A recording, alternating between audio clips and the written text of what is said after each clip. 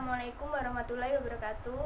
Kami dari kelompok 2 ingin mempresentasikan tentang harmonisasi akuntansi internasional. Yang pertama, pengertian harmonisasi internasional.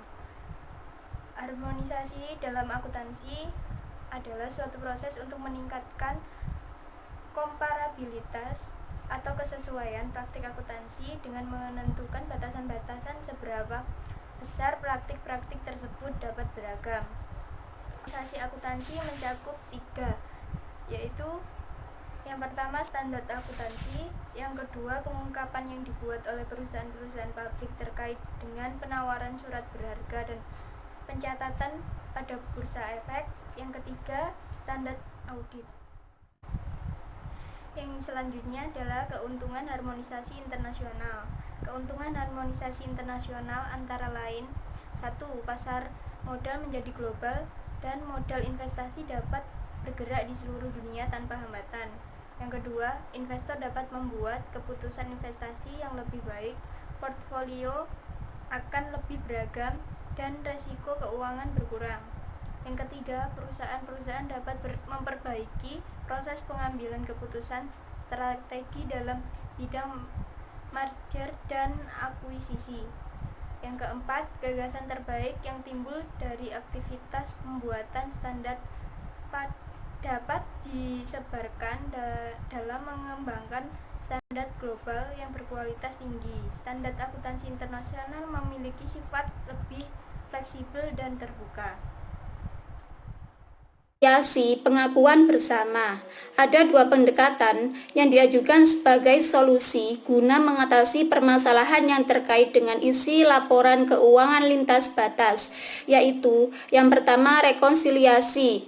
Melalui rekonsiliasi, perusahaan asing dapat menyusun laporan keuangan dengan menggunakan standar akuntansi negara Asia, tetapi harus menyediakan rekonsiliasi antara ukuran-ukuran akuntansi penting seperti laba bersih dan ekuitas pemegang saham di negara asal dan di negara di mana laporan keuangan dilaporkan. Yang kedua, pengakuan bersama atau yang disebut juga sebagai timbal balik atau resiprositas. Pengakuan bersama terjadi apabila pihak regulator di luar negara asal menerima laporan keuangan perusahaan asing yang didasarkan pada prinsip-prinsip negara asal. Kritik standar internasional. Beberapa pengamat berpendapat bahwa penetapan standar akuntansi internasional pada dasarnya merupakan sebuah taktik kantor-kantor akuntan besar yang menyediakan jasa akuntansi internasional untuk memperluas pasarnya. Lebih jauh lagi, ditakutkan bahwa adopsi standar internasional akan menimbulkan standar yang berlebihan. Perusahaan harus merespon terhadap susunan tekanan nasional, sosial, politik, dan ekonomi yang semakin meningkat dan semakin dibuat untuk memenuhi ketentuan internasional tambahan yang rumit dan berbiaya besar.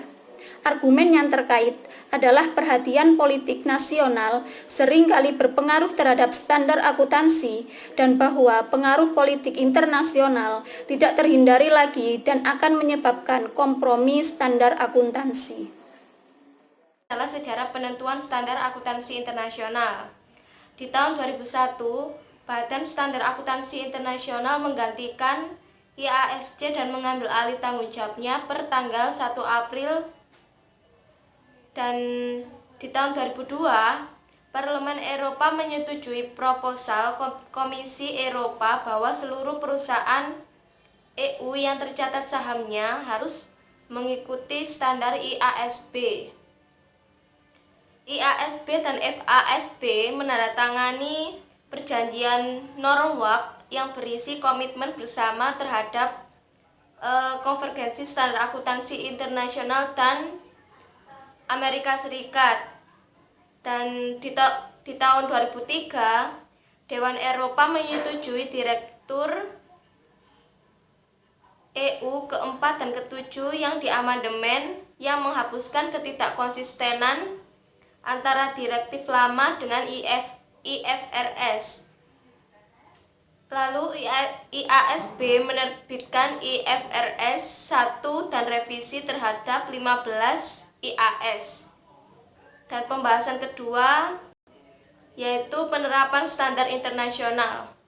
Standar akuntansi internasional digunakan sebagai hasil dari yang pertama adalah perjanjian internasional atau politis, yang kedua kepatuhan secara sukarela atau yang didorong secara profesional, yang ketiga keputusan oleh Badan Pembuat Standar Akuntansi Internasional. Banyak negara saat ini telah memperbolehkan perusahaan untuk mendasarkan laporan keuangan mereka pada IFRS dan beberapa negara mengharuskannya. Organisasi internasional yang mendorong adanya harmonisasi. 6 organisasi yang telah menjadi pemain utama dalam penentuan standar akuntansi internasional dan dalam mempromosikan harmoni akuntansi internasional yaitu sebagai berikut.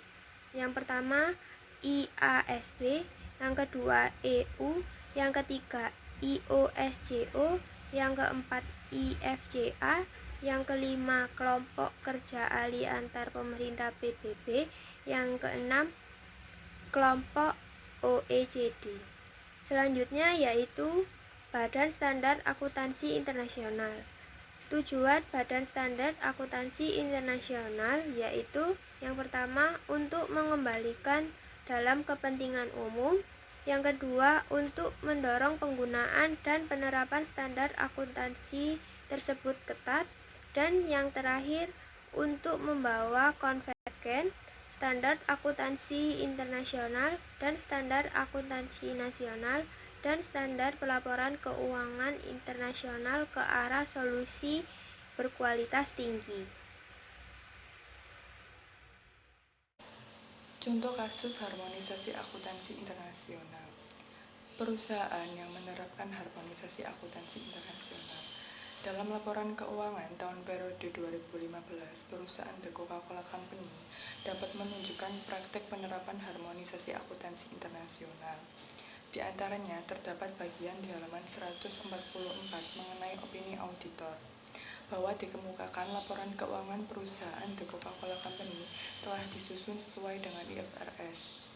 Seperti kutipan yang diambil dari laporan keuangan tahun periode 2015 perusahaan The Coca-Cola Company, yaitu kami melakukan audit sesuai dengan standar Dewan Pengawas Akuntansi Perusahaan Publik Amerika Serikat. Standar tersebut mengharuskan kami merencanakan dan melaksanakan audit agar memperoleh keyakinan memadai bahwa laporan keuangan bebas dari salah saji material. Suatu audit meliputi pemeriksaan atas dasar pengujian, bukti-bukti yang mendukung jumlah-jumlah, dan pengungkapan dalam laporan keuangan.